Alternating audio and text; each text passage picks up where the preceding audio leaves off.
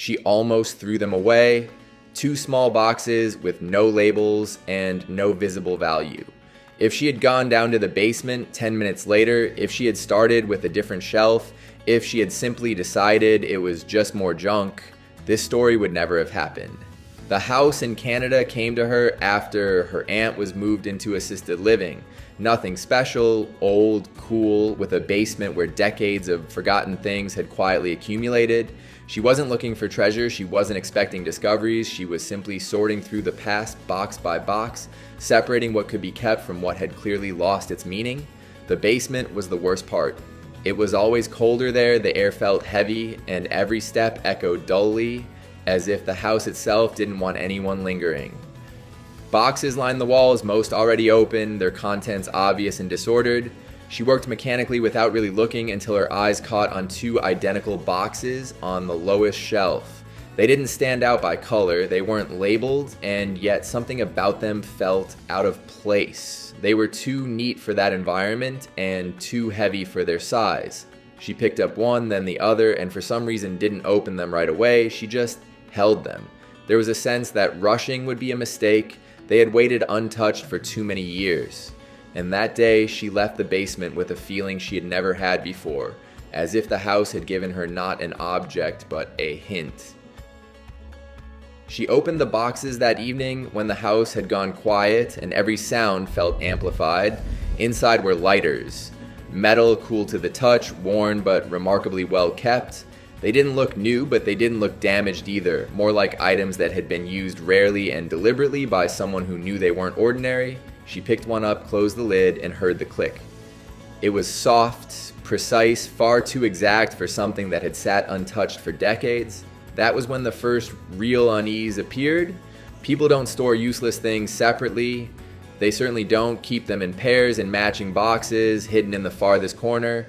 She didn't try to see if they worked, she didn't clean them, she didn't take photos, she placed them back carefully and closed the lids. It felt obvious that if they truly mattered, any rushed action could ruin something important. That night she barely slept. Her thoughts kept returning to the boxes, not to money, not to value, but to the question of why someone had chosen to keep them and why no one had opened them for so long. In the morning she began researching, not prices, not selling, history. When and why such lighters were made, who used them, why certain models disappeared, while others became objects of pursuit for collectors. The deeper she went, the clearer it became these objects were not random, and the fewer direct answers she found, the stronger the sense grew that she had touched not just an item, but someone's carefully considered decision. At that moment, she still didn't know that the most valuable choice in this story had already been made. Back in the basement, when she decided not to throw away what she didn't yet understand, the first mistake would have been asking how much they were worth. She understood that instinctively. Value didn't live in numbers yet, it lived in context, and context required patience. She spent days reading quietly, following fragmented references, old catalog scans, forum discussions that ended years ago. Most people spoke vaguely, they avoided specifics. They assumed anyone asking direct questions was looking to flip fast. That alone told her enough. These weren't casual collectibles. They were items people protected with silence. When she finally described the lighters online, she didn't upload photos. She didn't mention condition. She didn't ask for opinions. She simply wrote what she knew and stopped. The response came faster than expected, too fast for something insignificant.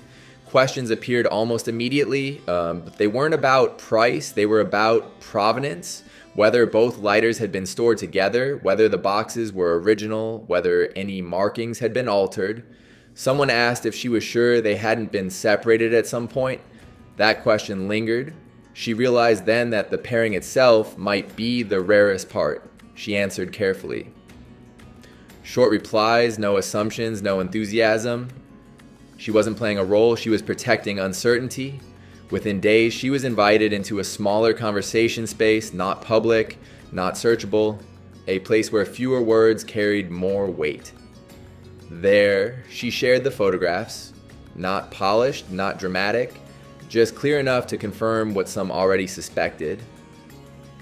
The tone changed immediately. What had been curiosity turned into restraint.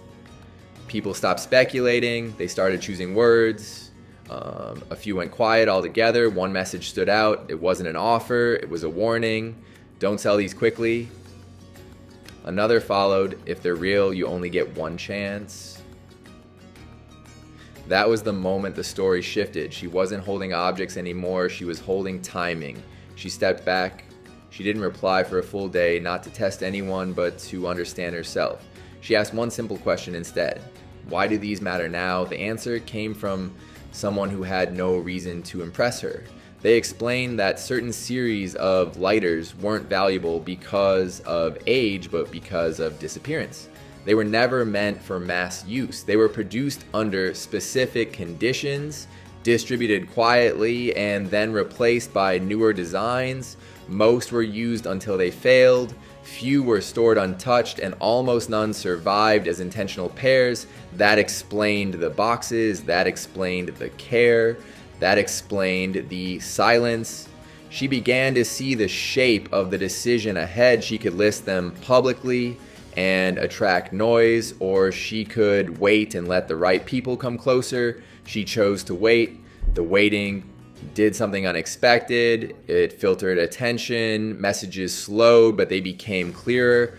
When someone finally asked what she wanted for them, she didn't answer directly. She asked what they would be used for. The response was immediate. They would be archived, documented, and kept together. That mattered more than the number. But when the number arrived, it landed differently, not as temptation, but as confirmation. That was the first moment money entered the story. Not loudly, not urgently, just enough to prove that what she had found was no longer just interesting. It was real, and from that moment on, every decision carried weight. Waiting turned out to be harder than searching. Once the value became visible, it attracted a different kind of attention, not louder, but heavier. She began to notice how carefully people phrased their messages, how often they asked questions that weren't really questions, but tests.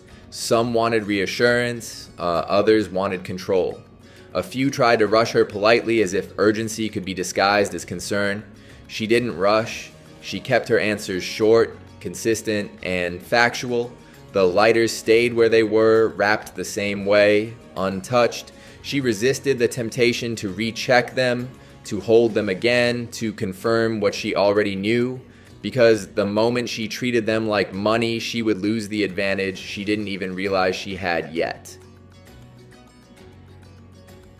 Clarity. The pressure wasn't dramatic. There were no threats, no ultimatums, just the slow tightening that comes when people sense scarcity. And she understood something important.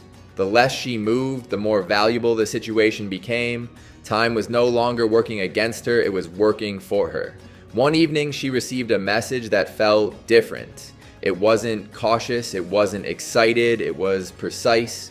The sender referenced details she had never shared publicly, the packaging, the alignment, the fact that the two boxes had aged identically. That meant only one thing. The information had traveled quietly and only among people who already knew what to look for. She agreed to a conversation, not a negotiation, a conversation. They spoke about history, not price, about how often items like these appeared, about how rarely they remained intact, about why pairing mattered more than condition. The offer came at the end, almost as an afterthought. It wasn't pushed, it wasn't framed as a favor. It was simply stated, and she didn't answer immediately, not because she wanted more, but because she needed to know something else. She asked what would happen if she said no. The response was calm. Then they remain yours, and they continue to be rare. That answer settled everything. She realized there was no wrong choice anymore, only timing. The sale didn't feel dramatic, it felt clean. There was paperwork, there were confirmations, there was careful handling. The boxes were opened one last time, not out of doubt, but out of respect. She watched as each lighter was examined, not for flaws, but for continuity, For the story they told together, when the final amount was transferred, it didn't come with celebration, it came with silence, just under $15,000 for 2 boxes that had sat forgotten for decades. The number mattered, but not as much as what it represented. It wasn't payment for metal, it was payment for preservation, for restraint, for the fact that nothing had been rushed. She returned to the house and went back to the basement, not to search, but to understand.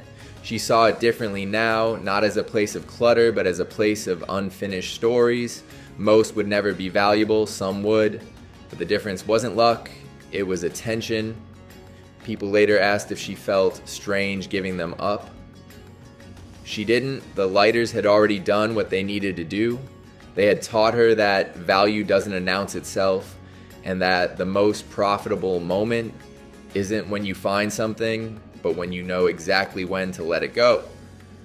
She closed the basement door and turned off the light. Nothing had changed and everything had.